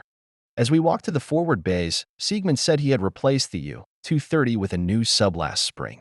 On August 21st, when the Allies landed at Toulon, the crew escaped from the U-230, which was already commanded by Eberbach. Most of our old comrades were captured. I also learned from Siegmund that Friedrich left the U-230 with him and remains its chief engineer. Riedel, on the other hand, became captain of the U-242. We finally reached the forward torpedo bay. In its vast room, 6 torpedo tubes were installed instead of the 4 available on conventional submarines. Along the solid hull wall was a storage area for 14 unloaded torpedoes. "We load the tubes hydraulically in 10 minutes, Siegmund explained. "We just push the buttons and everything goes by itself." We never touched the torpedoes again. The compartment was equipped with mechanisms for storing, moving, and loading torpedoes into the apparatus. Torpedoists, who slept on old boats in a huddle among steelfish, had a spacious room to rest here. Officers and non-commissioned officers occupied rooms similar to first-class cabins on a passenger liner. The new boat had almost 3 times the displacement of the U-953. "You won't believe this, but we move faster underwater than we do on the surface," Siegmund continued to explain. "We can move there at a top speed of 17 knots for quite a long time. And besides, you can attack the convoy from an underwater position." That's not all. Not only do we move faster underwater, but we are also capable of firing torpedoes from a depth of 50 meters without seeing the target. Our diving depth is twice as deep as yours, and we can easily evade a pursuing escort. So you're virtually invulnerable. Exactly. Our high speed allows us to attack and escape undetected. The new electronic fire control system gives us 100% accuracy. Our new Schnurkel acts like your periscope. It retracts very quickly and allows you to recharge your batteries sooner. Our submarine is the ideal submarine. What we had been told for many months was true. The new submarines did exist, and the general consensus was that they were in fact miracle submarines. Sent to sea in sufficient numbers, they could drive the Allies into a blind defense at sea. If only the enemy offensive from the east and west could be delayed for a certain time. Siegmund declined my offer of breakfast. He was in a hurry to spend the end of the week with his family. We parted warmly, wishing each other good luck and success. Both were aware of what now separated us. His splendid new boat gave him a strong guarantee of surviving the end of the war. My ancient one condemned me to certain doom. With bitterness in my soul and anxiety for my crew, I prepared to go to sea. On the morning of February 8th, U-953 slipped out of the Bay of Lübeck and headed north. After 12 hours of floundering in the waves, it seemed to us that we had never been on land. The boat, contrary to the previous sarcastic remarks against it, demonstrated high performance and smooth operation of mechanisms. At high speed, U-953 passed through cramped and shallow waters among the Danish islands. New electronic equipment protected her from surprise attack of the enemy.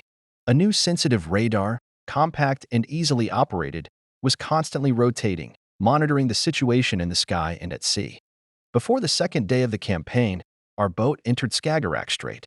Her entry into deep water coincided with the appearance of fog and increased enemy activity. Radar detected weak pulses from various sources, but the boat was protected by a dense shroud of fog, like a fragile glass vessel placed in a box of absorbent cotton. I had no intention of risking the crew and the boat just for the sake of increasing the speed of travel in a surface position. As soon as the radar detected 2 airplanes, I ordered them to go underwater. The hiss of air escaping from the tanks was heard, and I felt the boat begin to submerge. Before closing the hatch cover, I thought that it would be difficult for the British to find our dive site in the fog. U-953 went under. I figured that our movement at depth would last until the end of the crossing, 7 or 8 weeks. The hiss of trapped air was followed by a cry of alarm. A crack in the diesel loading hatch. The boat is taking on water, Not again, I wailed. Damn this old boat. Close the valves, prepare for surfacing, level off, chief engineer. Suddenly the boat gave a sharp trim to the stern. Deciding that the leak is serious, I ordered to turn on both bottom pumps. But before they worked, U-953 began to sink rapidly. Trying to be as calm as possible, I gave orders. Blow ballast. Both engines full speed. Surface. Put on life preservers. In response to the chief engineer's exclamation, bridge clear, I rushed to the deckhouse hatch. The anti-aircraft gunners followed me. Above, the day changed to twilight. The density of the fog was so great that the bow and stern of the boat disappeared from sight. We had only one option left, to move north into the Oslo fjord. There, at the Navy base at Horten, I expected to repair the leak, if we survived the night, of course. Plane, bearing 125, distance 5,000 meters, sounded an excited voice in the intercom. Then the airplane engines roared. A 20mm twin anti-aircraft gun began to strike from the starboard side, followed by a 37mm automatic cannon. A moment later, a faint shadow swept over the boat and disappeared into the distance before the anti-aircraft gunners could turn their guns. Somewhere nearby, two depth bomb explosions sounded almost simultaneously. We heard the noise of the engines of the second approaching airplane. Our artillery sent a curtain of fire into the fog. But the plane was already above us. A bright light spilled from the sky. The fog glowed like a spume of flame. Tommies dropped a flare on a parachute, which hovered away from us in the fog. A new attack began from aft on the starboard side. A swarm of tracer bullets burst through the glowing shroud of fog. A second missile was fired. While two planes circled above us, radar detected the approach of a third. Soon 4 machines were scurrying through the air like hungry vultures. We waited for the next attack, pulling up a new set of ammunition and staring despondently at the cold waves of Skagerrak. Then the planes began to dive on us one after another. But their strafing attacks failed. The fire of our anti-aircraft guns prevented the planes from bombing. When the attacks were over, radar showed only 3 planes in the air. The diesels rumbled in unison with the roar of the aircraft engines. The barrels of the anti-aircraft guns swiveled according to the radar. For more than 2 hours, the attacks were not repeated. Then at 2:20, our radar went out of action. Not tracking the sky, we were defenseless, unable to fire effectively. The death of the boat seemed more real than going into the Oslo fjord. The British kept a vigilant eye on us for another 2 hours. Then the incredible and incomprehensible happened. The planes, one by one, ceased their pursuit. At 4:40, the sky cleared. Shortly after 6:00, the fog cleared and the mountains of Norway appeared. An hour later, we entered Horten Bay. To my great disappointment, I found that the small Navy base was not equipped to repair the diesel loading hatch. I was advised to go to Kristiansand, which had a decent repair facility. However, I found a capable electrician here who replaced a burned-out radar cable. After a hectic day in port, the U-953 set off again for another dangerous crossing. Sneaking along the rocky coast, groping the locator-free passage between the rocks and fishing schooners, we again managed to pass unnoticed by the British, who vigilantly monitored the southern part of the horizon. An hour after dawn, we slipped into Kristiansand Bay, and here I learned that I could only repair the leak on the boat at Bergen. I had no choice but to proceed there in a surface position, relying on the negligence of the British pilots. If the enemy had raided with several airplanes, the boat would naturally be unable to defend itself. We left Kristiansand an hour after dusk. The sea had calmed down. Rumbling diesels, the boat moved through the waves dangerously close to the rocks, sheltering in the fjords under the shadow of high mountains. We sailed at night, skirting cliffs and traps. During the day, we holed up in harbors that had become unreliable havens. At sunrise on February 11th, the boat turned into the Bergen Fjord, completing a passage that seemed quite impossible. We traveled the distance from Lubeck to Bergen in a surface position without a scratch. It is certain that we could not repeat such a trip. In Bergen, the headquarters of the 11th Flotilla became alarmed. It was caused in part by the disappearance of the U-1053. Ready for the campaign boat after a deep dive did not come to the surface. Desperate night searches yielded no results. In addition, the radio reported the depressing news that the Soviet army had broken through the Eastern Front and pushed back our troops to the west bank of the Oder.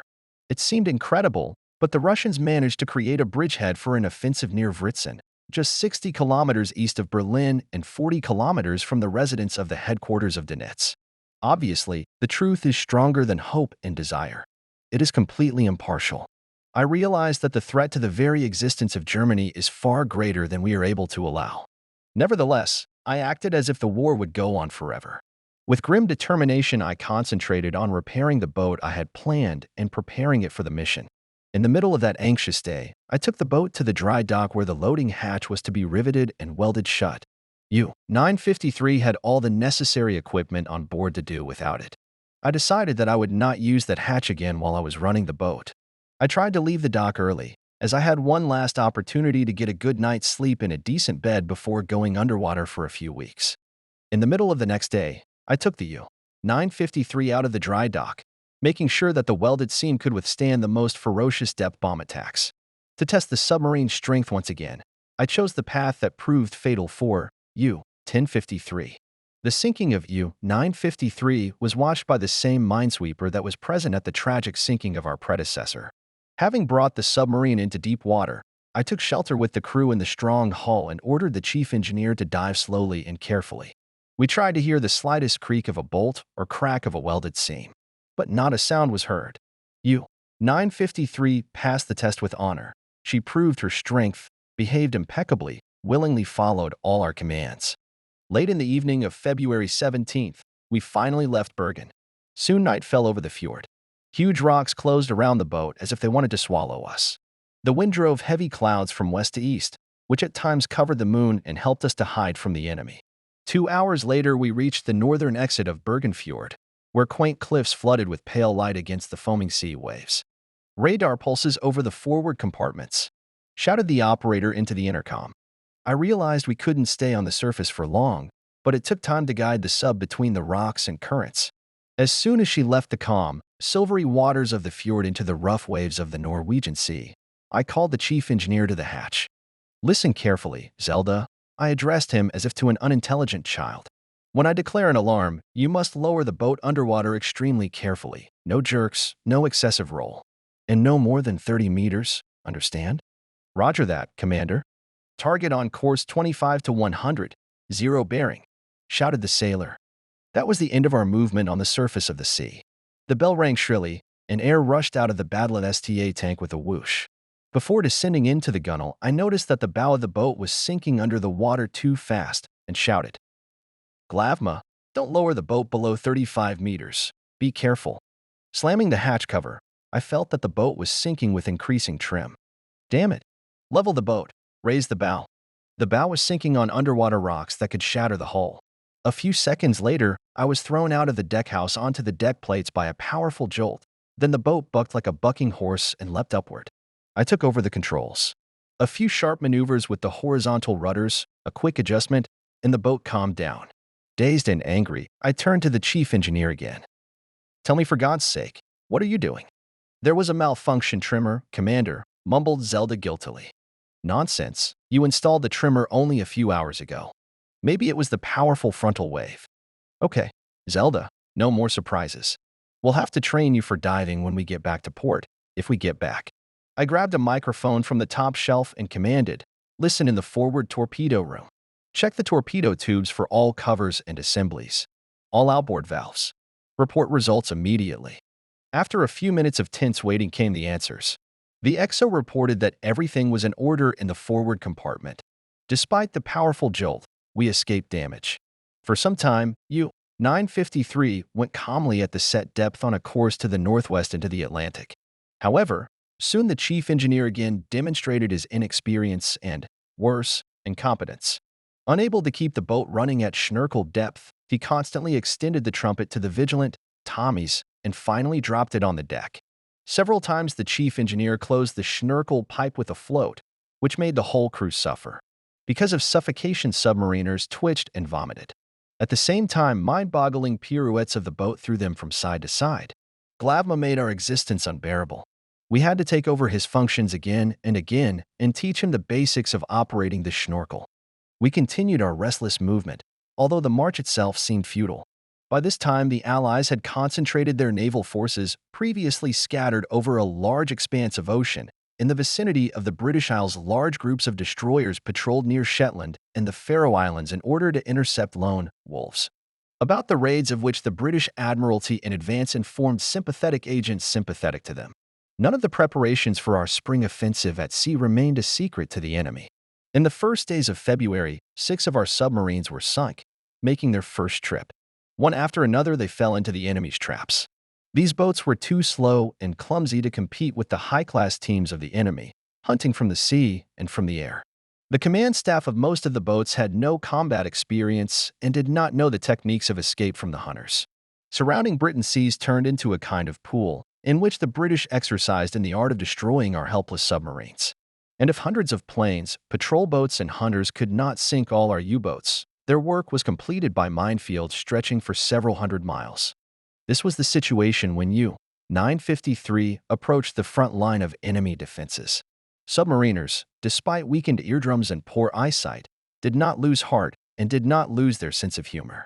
When the torment of the boat's movement at the depth of the Schnorkel ended and U-953 went on a normal course, the crew relaxed and tuned into an optimistic mood. Some wrote letters, which, as everyone knew, would never be mailed and would never reach the addressee. Others were reading or composing poetry. By chance, I found in a stack of reprinted communiques of the Wehrmacht command samples of the submariners' literary creativity. Their sincerity made up for their lack of elegance of style. An elegy about the Schnurkel, written by Motor Officer Hageman, humorously conveyed the terrible ordeal we endured every night. Ever since we left Bergen, many troubles have fallen upon us unfortunates. With fear, trembling, and weeping, we often drag ourselves to the Schnorkel. When the vacuum bursts our eardrums, we fall to the deck in agony and tears. Our eyes roll out of their orbits. To see, we have to hold them in our hands. To ease the pain and straighten up, we balance the pressure by clamping our noses. Everyone's scolding, and it never ends. The behavior of the Schnurkel float is inexplicable. But we've only recently fallen under its sway, and doomed to suffer from it every night. For the rest of our lives, we will depend on the eardrums and eyes of our faithful wives. Mechanic Muller, a good-natured fellow, turned to a more cheerful theme in his work. A sailor often wears a tattoo, as an ornament, not a taboo mark. A confession of each of his sins is pockmarked on his long-suffering skin. Among anchors, ropes, and sawfish. Among turtles, butterflies, and starfish. Reigns beautiful as a pearl. His naked sweetheart. He carries her firmly, gently, and tenderly. On his left hairy arm. On his right hand, a pair of intertwined hands is carved. In the inscription, *Rose, I'm yours with all your money. The names of other ladies of the heart. And even their birthdays. Yeah, a cheating sailor never loses face. His winded hottie's easy to erase. Poke a cross in her face and you get another tattoo. Instead of Rosa, it'll be Susie from Timbuktu. After a week of cautious maneuvers to bypass the hunter's cordons, we received an operational order. It came at 0100 on February 23rd, when U-953 was crossing the sea waves ruffled by a gale from the west. Glavma desperately tried to keep the boat at the depth of the Schnurkel, but it went up and down like on a swing, forcing the submariners to cling to pipelines and valves. At the same time, they did not stop performing their duties. In despair, I again took over the mechanic's functions and reprimanded him. "Chief Engineer, how long do I have to teach you to control the boat and keep it on an even keel?" "The storm is getting worse," he replied. "That's why I can't keep the boat steady." "Zelda, don't bullshit me. You see, the boat is steady. Just keep it at a depth of 13 meters.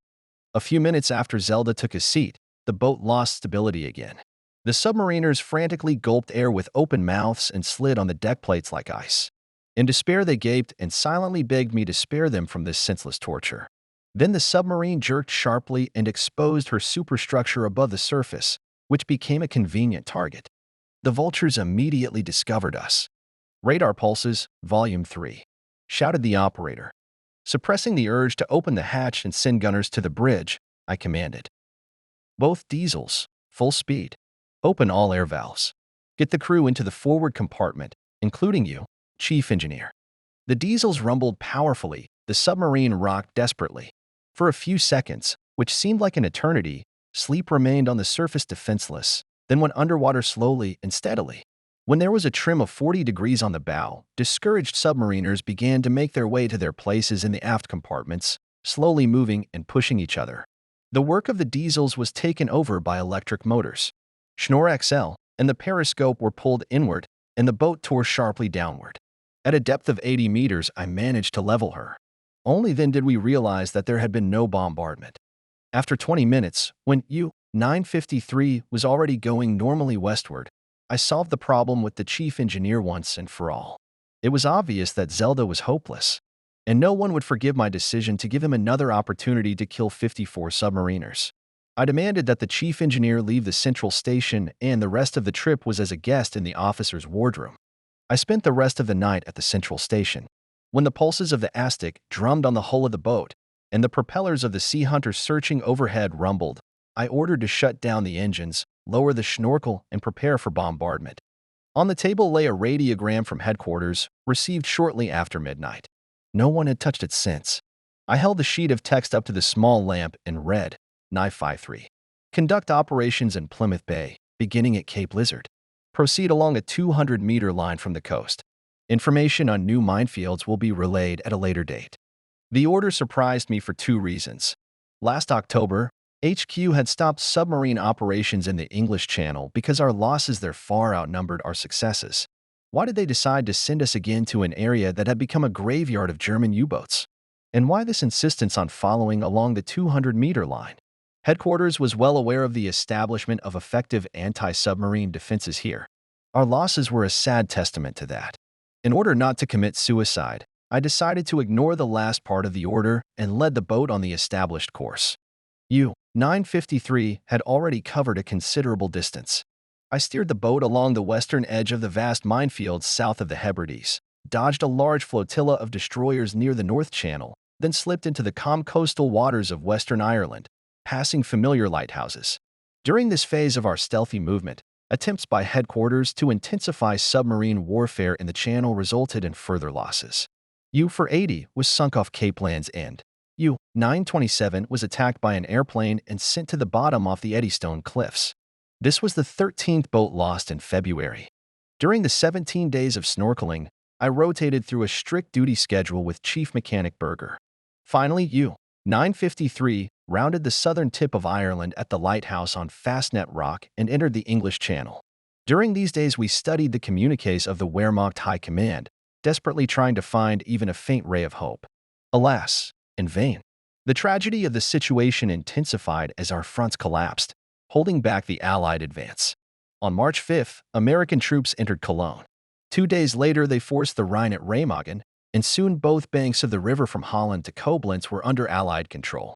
In the east, the Soviet army invaded Germany with a broad front from the Baltic to Silesia, forcing thousands of soldiers and civilians to flee. While we waited for a miracle that would save our homeland, the towns where many submariners from our crew lived were overrun by the enemy. All our attempts to launch a spring offensive ended in failure. As a rule, outdated submarines, inexperienced officers, and helpless crews died on the bottom under depth bombs like animals going to slaughter. Their funeral music was played by thousands of acoustic buoys that sent false warnings of the presence of enemy destroyers.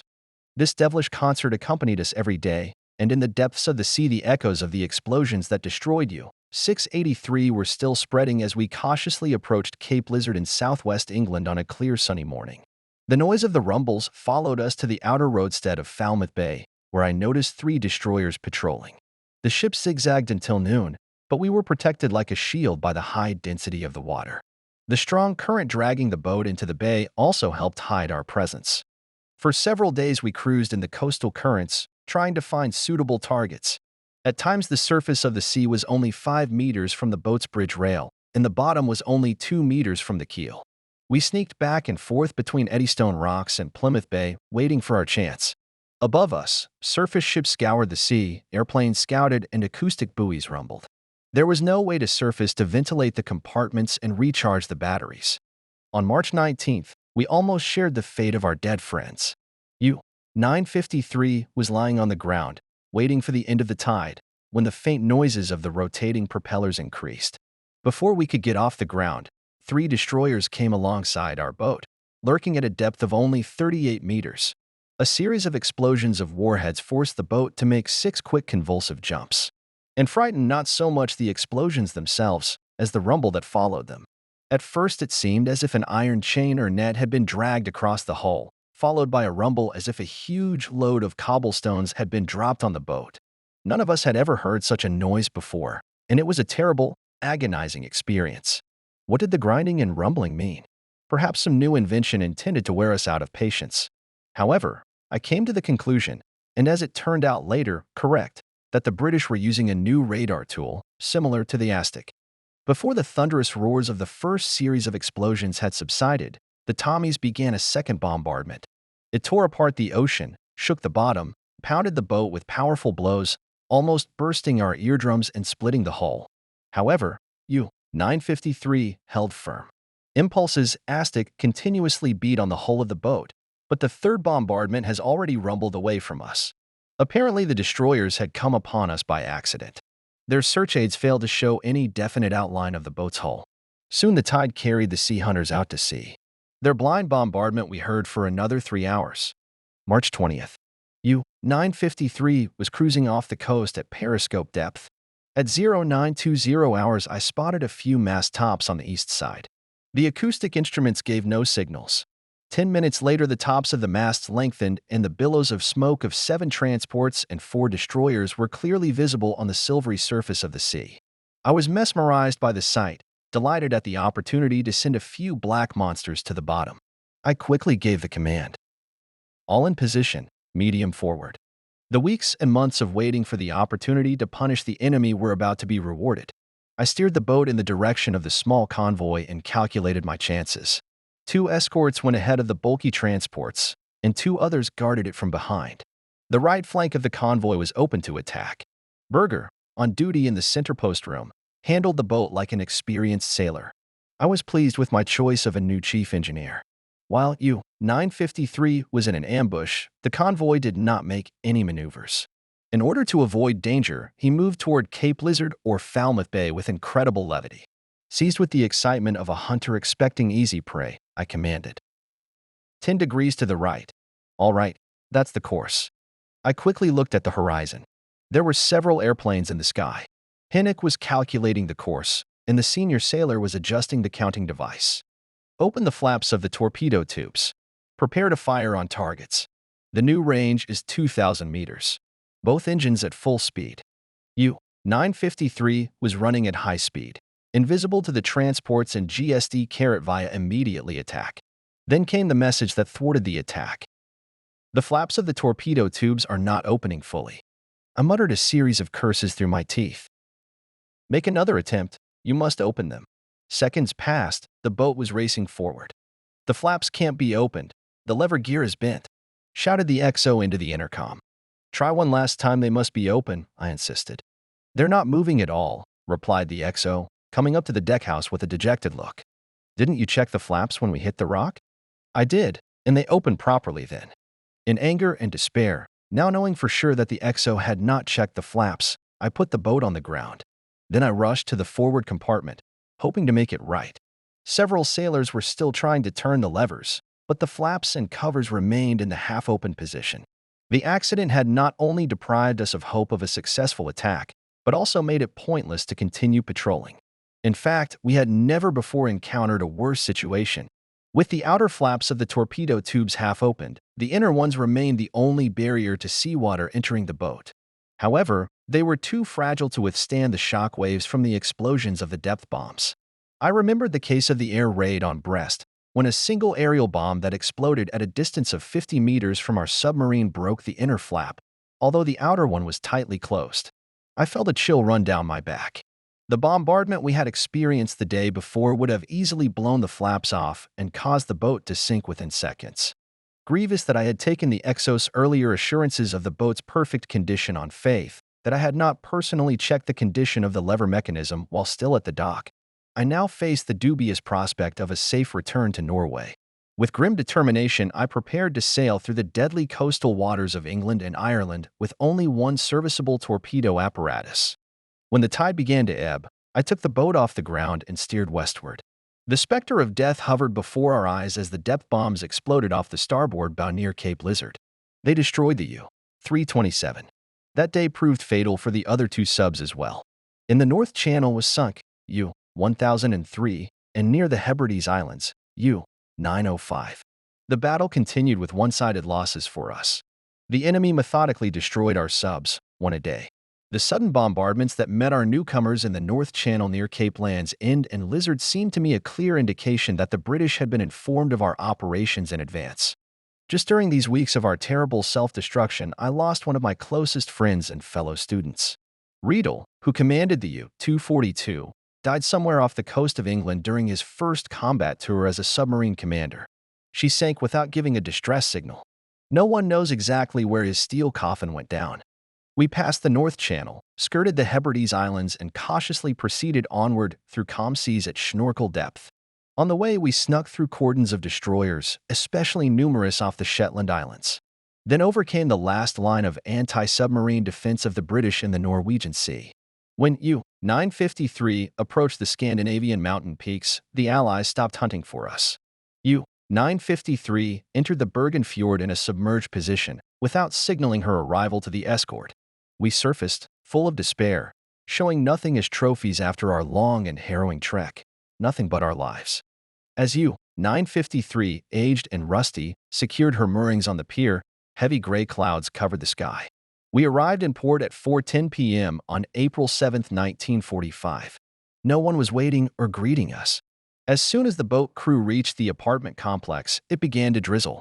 Bergen and the surrounding hills disappeared behind its veil. The evening came, full of gloomy forebodings. The commander of the 11th Submarine Flotilla hastily organized an evening reception for us. I reported that the trip had been fruitless and that we had barely escaped. I also informed him that the enemy convoy had passed by our faulty torpedo tubes in perfect safety. "There is always another reason to attack," said the commander sympathetically. "The English won't just disappear. During the next campaign, you will have to hit a lot of targets." He assured me that success was ahead of us. Submarines of the latest designs should arrive any day now, and the usual ones, which were used in training divisions, are already arriving in ports in large numbers. The feast dragged on. We discussed professional topics without touching the German situation. I had been awake for 5 days and, having not rested for nearly 7 weeks, had an overwhelming need for sleep. When I noticed that my submariners were getting drunk on strong drinks, I rose abruptly, signaling that the feast was over. The next morning, I sent U-953 to the shipyards for a thorough examination. Her breakdowns turned out to be more serious than we had anticipated. Since a dry dock was required for serious repairs, it was decided to ship her to Trondheim. Having drawn up a memo containing new evidence of the necessity of replacing the chief engineer, I took with me the logbook, navigational charts, and went to the senior officer of the Headquarters Division West. I was met by a nervous man in an immaculately pressed naval uniform. Anxiety replaced on his face haughty, ruthless expression, which he showed us in May 1944 before the landing of the Allies. Without preamble, I asked him for a replacement for my chief engineer. "We do not have naval officers of the qualifications you need," said this representative of the staff. "There are very few of them. I suggest you train Zelda in the fjord before the new campaign." "Herr Captain, I have been patient enough and tried many times to teach him how to steer the boat. He's just not capable of it. My XO was acting as chief engineer on the trip. Zelda would never have gotten us back to port." The staffer grouchily promised that he would look into the situation. I left his office with the feeling that the problem had never been solved. The denouement came the next day, when I was preparing the crew and boat for the passage to Trondheim. As dusk approached, I was called to the staff officer. "Your chief engineer has been to see me," he began the conversation. "Zelda complained that you kept him in the officer's room for most of the campaign. Why did you resort to such a cruel measure and say nothing to me about it?" "Herr Captain, it was done in the interest of safety. I didn't mention this episode because I didn't consider it relevant. On the contrary, the matter is quite serious. It changes the whole case. I now understand what it is. Of course, I can't approve of your actions. Is that not clear? Let me remind you, Herr Captain, that a commander's responsibility begins with the safety of the crew and the boat. When that comes into question, the commander has the right to make whatever decisions he deems necessary. As commander, I did so in the best interest of the boat and crew. All of this stays with you, but you should not have resorted to such a cruel decision. It's all clear to me now. We'll replace your chief engineer." Despite the fact that I had to leave for Trondheim as soon as possible, the staff officer gave me a long lecture. He said that about 60 old type submarines were being prepared for shipment to the front. More importantly, 80 submarines of the latest design of large displacement and 40 of small displacement were about to finish their training tours and would be ready in 2 weeks at the latest for an unprecedented counteroffensive. Soon more than 150 submarines would surround the British Isles and cut off the supply lines of the Allied forces on the continent. I listened to this news with great enthusiasm. However, it was not so simple. According to Rosing, Germany will be reborn in a matter of weeks. I wondered if he had heard the latest army reports. That same evening on April 11th, the U-953 left Bergen Bay. She had on board a pilot, a Coast Guard lieutenant familiar with the difficult navigational conditions in the Norwegian fjords. Moving along the dark surface of the sea, U-953 took a course to the north, daring to pass by British torpedo boats that had penetrated the fjords and had already sunk several of our ships. 3 nights we looped through narrow fairways in total darkness. We passed by reefs with minimum clearance and almost perished near Helitsoy, where U-486 was torpedoed the night before. We rounded Ålesund Bay, barely avoiding the danger of hitting rocks at high tide by forcing the diesels into reverse. Next, the boat dodged off the coastal rocks into the sea, coming under fire from radar pulses, and slipped into a through passage in the rock, beyond which was another fjord. Near Smila Island, we again almost hit the rocks, where the Norwegians tried to replace us with the light of a false beacon. And so at the end of the 3rd night, the boat arrived in Trondheim, where it moored at the parking lot in a concrete bunker. This happened at 0600 on April 14th. Since it was still too early an hour to visit the residence of the Carrick commanding officers of the 13th Submarine Flotilla, settle the crew arrangements, and put U-953 into dry dock, I decided to have a drink. The radio receiver was tuned to a German radio station, and light music poured into the compartments. I was sipping coffee from a cup in my small cabin when the music was interrupted by the announcer's voice. Attention, listen to the special news bulletin. We're broadcasting important news. When the music resumed, my fatigue was lifted. A special newscast usually meant good news. I couldn't imagine what event could have encouraged us at this time. Only the previous night we had learned that our industrial district of Ruhr was surrounded by the Allies. The British were approaching Hamburg. The Americans had captured Darmstadt, Frankfurt, and Stuttgart. The French had occupied the Black Forest. And the Russians had taken Vienna and were storming Berlin. If Germany could be saved by a miracle, it had to shock the imagination. But then the music stopped and an announcer's voice sounded. Listen to the special news bulletin. U.S. President Franklin Delano Roosevelt died on April 12th. Providence has eliminated one of our country's worst enemies. Providence is on the side of the German people. Roosevelt's death will have far-reaching consequences. Very soon, Allied unity will be shaken and the war will take a turn favorable to us. I repeat, Franklin Delano Roosevelt died in the United States. The announcer's voice sank into the bravura sounds of a military march. My submariners, silently listening to the radio, continued their breakfast. Evidently, the news did not seem important enough to divert their attention from the problems of duty, home, and family. Personally, I did not see Roosevelt's death as anything reassuring for Germany. The former president of the United States would be replaced by another figure who would continue his ruthless course. The victorious Allied armies would not simply turn back and abandon the battlefield. The flotilla compounds, once instrumental in submarine warfare in the Arctic, were quite modest in size. I did not meet anyone I knew there. After reporting our arrival, I arranged for the crew to be housed in the barracks. Moving from the boat to the housing complex was easy. A toothbrush, some underwear, and a submarine workrobe were all that went into our personal belongings. To keep abreast of events, I had brought a shortwave receiver from the boat to my room.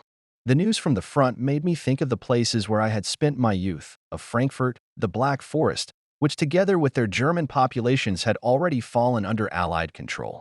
Yes, and the rest of Germany was sandwiched between 2 powerful forces, and its defense took on such a desperate character that teenagers, old men and old women were advised to use teeth, nails and Faust patrons as a last resort against the aggressor. My war was drawing to a close, as was the war of all Germany. On April 17th, I was notified that the boat had sustained damage that was almost impossible to repair. The bow torpedo tubes had lost their adjustment mechanism from the impact with the rock, and it had to be recreated. This lengthy and complicated type of repair work was going to delay our going to sea for a long time. Worst of all, it was impossible to use the dry dock for some time. My irritation was growing. With sudden and tragic clarity, I realized that the war was lost. Everything that was happening around me convinced me of this. I was already imagining how we would end up in a huge prisoner of war camp, at the mercy of ruthless enemies. We would be reduced to a savage, bestial state from which there would be no escape but starvation. And yet, it seemed to me, there was a way of escape. There, at the edge of the sea, stood my boat. When it had been repaired, I could sail it to South America, to Uruguay or Argentina, for example. Escape by boat suddenly seemed the only way out. What luck that I had managed to save my boat for the last trip. The sudden insight instantly turned into thinking of a plan to put it into action.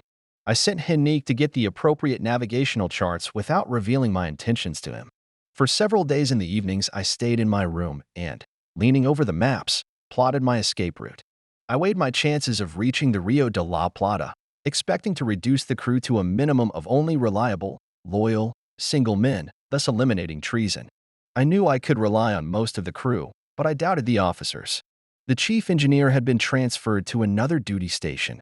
A new appointee unfamiliar with the crew would be a serious liability. The same applied to the XO and the cadet, both too young to understand the situation. I outlined a few key coworkers that I would involve in my plot first. Only a few, because I was playing a dangerous game. It was a challenge not only to my superiors, but also to that core of hard-headed military men who were in favor of turning Norway into a fortress and starting their own war for a phantom victory. Meanwhile, our resistance in Italy, Austria, and Germany had been broken. Now only a madman could speak of a turning point in the war in our favor. But oaths, patriotism, and discipline were so ingrained in the Germans that many quite sensible men sacrificed their lives for a hopeless cause. Among them were submarine commanders and crews. They were sunk 2 or 3 a day as they left Bergen, Kristiansund, and Kiel on their first and last voyage. Hundreds of fine men died for nothing, only in the name of loyalty to duty and the Reich. On April 27th, U-953 was still at the pier, and it seemed that she would not at all undergo the repairs necessary for the realization of my plan. Then I was unexpectedly summoned to see the staff officer at Bergen. Puzzled by the urgent summons, I prepared for a long train ride across half of Norway. Since I had nothing with me but a submariner's uniform, inappropriate for the trip, I borrowed a ski suit from the base. Such suits were used at the best of times by those vacationing in the mountains of Norway. Dressed in blue ski pants and a light gray hooded jacket, carrying a backpack with 4 days' worth of food, I left Trondheim and set off on a journey through the snow-covered mountains.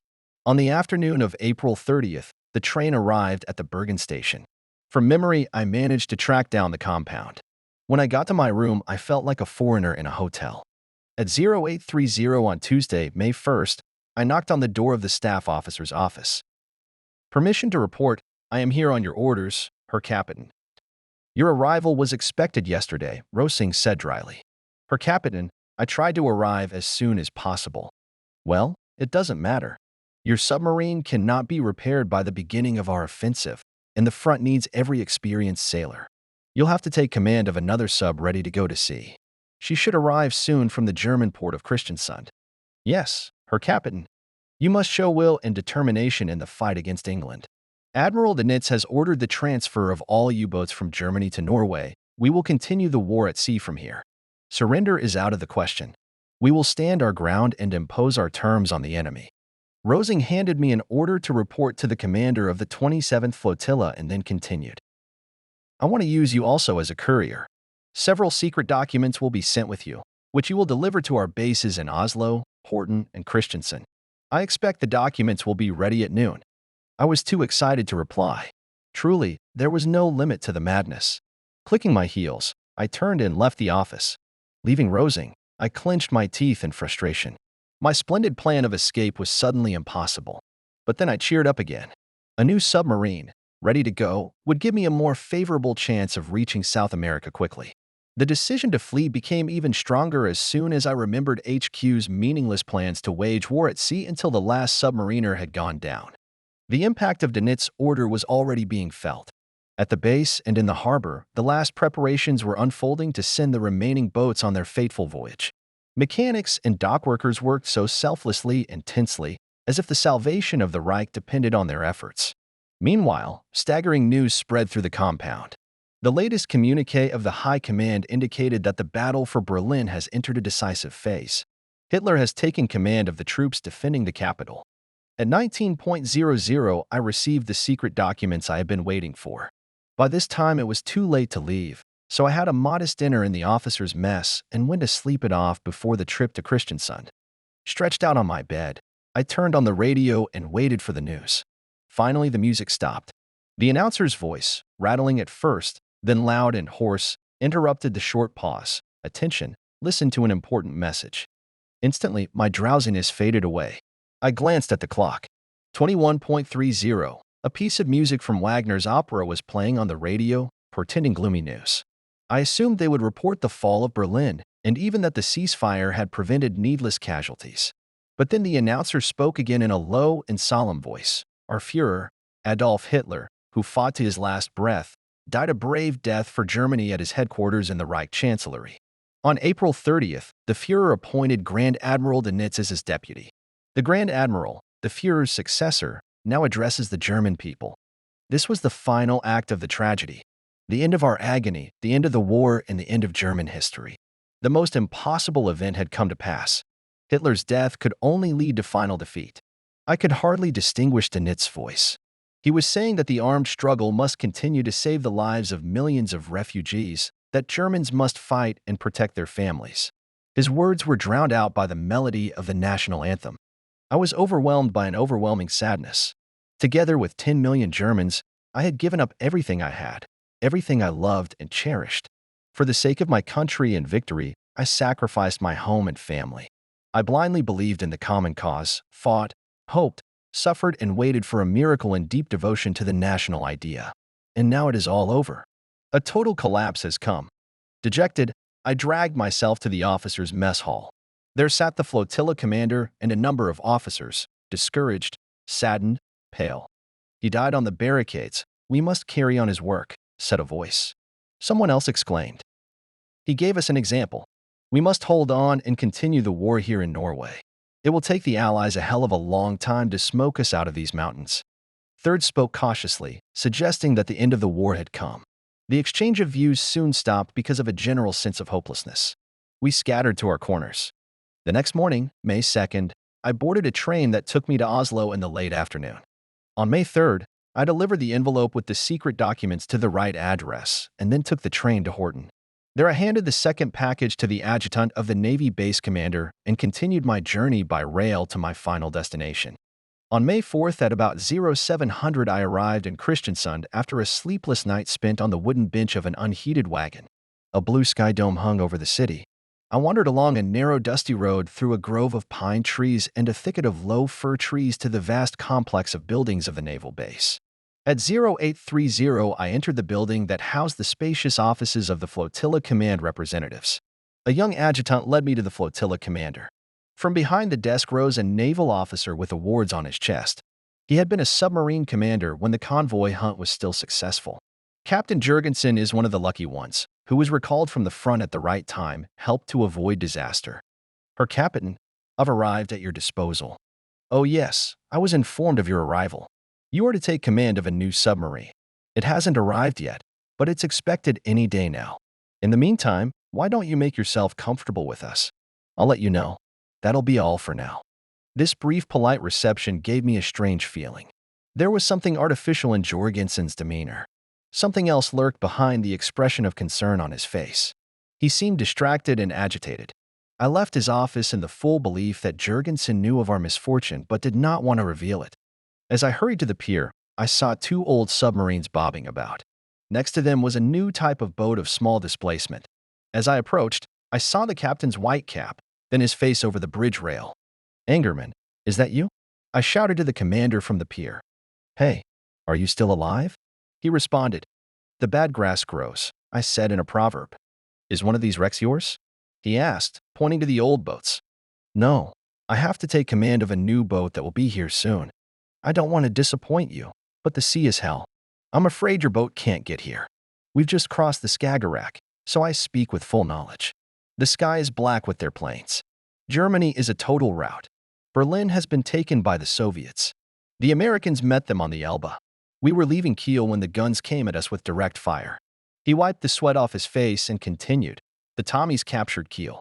The first British tanks appeared on the Tirpitz pier when we were in the middle of the inner bay.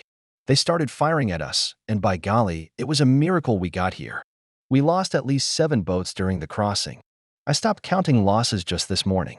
I'm sure it can't go on like this for much longer. Angerman was still talking about the horrors he had experienced when another small submarine of a new design approached the pier. One of the sailors dropped the moorings. At that moment, I recognized another familiar face. My old friend Fred Schreiber had also escaped death in the Baltic. Fred waved his hand in greeting. His sparkling eyes had lost their former vivacity, his skin was ash-colored. I realized that disaster had struck. As soon as the gangplank was thrown over, I rushed to meet my friend. We shook hands in silence.